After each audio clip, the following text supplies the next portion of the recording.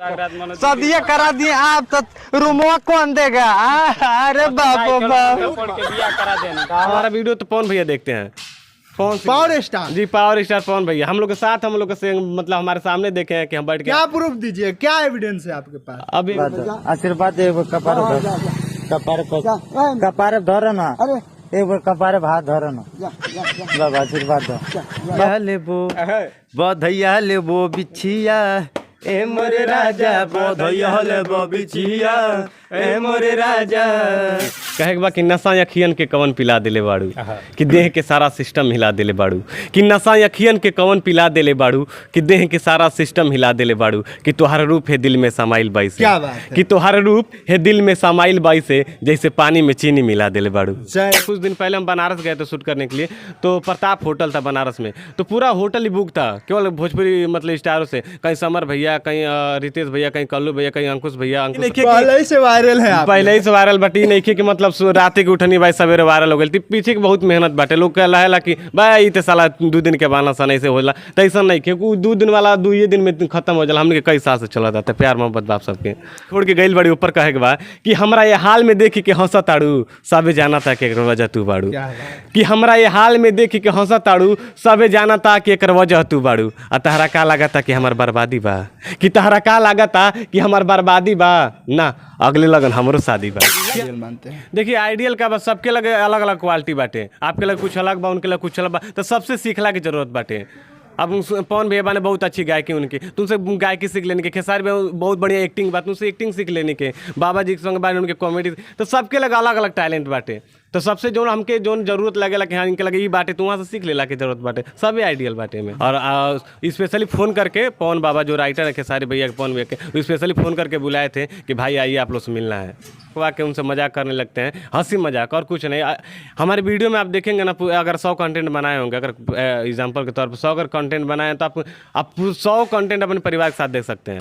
एक भी अशब्द नहीं होता उसमें। हम लोग अब प्रयास रहता है कि हम लोग एक शब्द ना उनको बोले, मतलब कोई अशब्द ना निकले। दादाजी गाली भी दे देते हैं, भयंकर भयंकर गाली दे देते हैं माँ बहन का, लेकिन आशीर्वाद हम लोग समझते हैं भाई मजाक करना है तो उतना तो सुनना ही है, तो आशीर्वाद के तौर पे। और हम लोग का वीडियो बहुत तगड़ा चलता है, बहुत तगड़ा।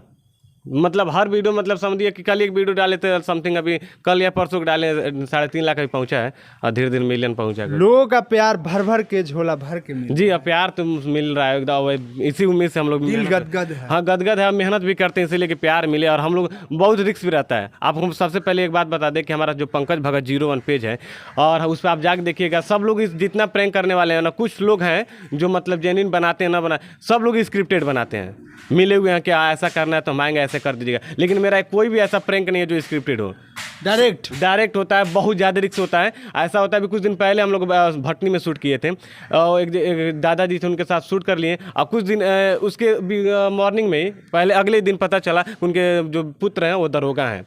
वो फ़ोन किया हमको कि ऐसा है कि तुम वीडियो जो है वो डिलीट कर दो, ऐसा ऐसा दिक्कत ही हो गया है ना। वो कहत रहने कि कोनो बात नहीं खे, लेकिन गौवा का लइकवा ना उनके पिताजी के चिढ़ा दिला ना सब कि ए दादा तारा वीडियो हम देखा नहीं, बहुत मजा आता है, बहुत मजा आता है। तो इससे वो थोड़ा सा दिक्कत हो गया था, डिलीट करना पड़ा। नहीं डिलीट नहीं, वो बोले कि आपके वीडियो से मुझे कोई दिक्कत नहीं, बस इसके लिए ना थोड़ा हंसी मजाक थोड़ा पात्र बन गए, बस इसके लिए आप लोग उसको डिलीट कर दीजिए। चलिए कोई और गाना आप सुना दे।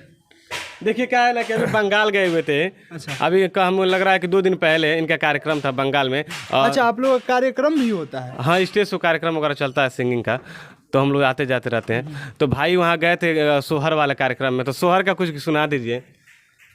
हाँ, हर की बधैया लेबो, अरे बधैया लेबो कंगना ए मोरे राजा, बधैया लेबो कंगना ए मोरे राजा, बधैया लेबो कंगना, अरे बधैया लेबो कंगना, बधैया लेबो कंगना, बधैया लेबो कंगना ए मोरे राजा, बधैया लेबो कंगना।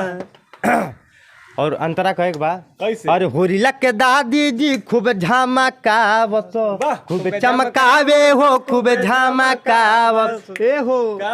अरे होरिला के दादी जी खूब झमकाव, खूब चमकावे हो, खूब झमकाव, बधैया लेबो, बधैया लेबो बिछिया ए मोरे राजा, बधैया लेबो बिछिया ए मोरे राजा। तो बस सुल्तान रहा बस ये प्यार सपोर्ट बाटे। यही वजह है कि लोग अनाधुन इन लोगों को प्यार मोहब्बत दे रहे हैं और इन लोगों का रील्स आते ही ट्रेंड कर जाता है 24 घंटे के। जी 24 घंटे के अंदर ट्रेंड कर गया था, अभी भी ट्रेंडिंग में है। और हम चाहते हैं कि इस दिवाली में भी ऐसा कुछ करने वाले हैं हम लोग कि वो भी ट्रेंडिंग में है। बस आप लोग का प्यार चाहिए।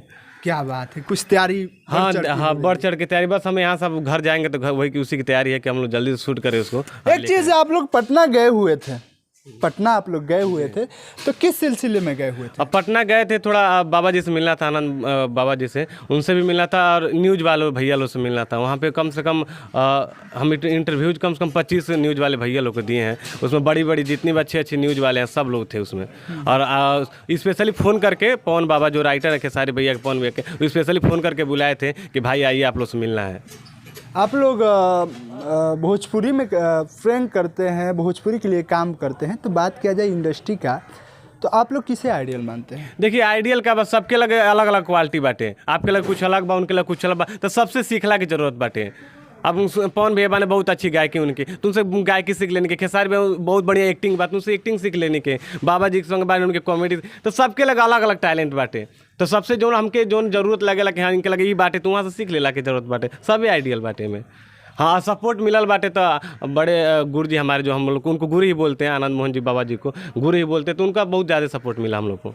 फिर भी होता है ना कि सबसे दिल के करीब रहने वाले स्टार आपके कौन है इंडस्ट्री में? नहीं इंडस्ट्री में बताई नहीं था। देखिए दिल के करीब वाला में कोनो मैटर नहीं है। जैसे दिल के करीब वही बताया, हमारे गुरु जी उन्हीं को मानते हैं, आनंद मोहन जी जो हैं उन्हीं को बस, और कुछ नहीं। बाकी तो सब लोग प्यार मोहब्बत है। जैसे पवन भैया, खेसारी भैया, बहुत बड़े बड़े से सिल्वा भी। हम लोग कुछ दिन पहले हम बनारस गए थे शूट करने के लिए, तो प्रताप होटल था बनारस में, तो पूरा होटल ही बुक था केवल भोजपुरी मतलब स्टारों से। कहीं समर भैया, कहीं रितेश भैया, कहीं कल्लू भैया, कहीं अंकुश भैया, अंकुश राजा भैया, कहीं मतलब रितेश पांडे जी थे। उसमें मुलाकात हुआ या नहीं? सबसे मुलाकात। इन लोग का इधर गाना शूट हो रहा था, इधर हम लोग का कॉमेडी शूट हो रहा था एक ही सेट पे। और हम लोग जब रात को 11 बजे खाने पहुंचते थे सब लोग एक ही में हॉल में, ऐसा लगता था ना कि मतलब कहीं शादी विवाह में हम लोग खड़े हैं, सब लोग सेलिब्रिटी वहीं पे।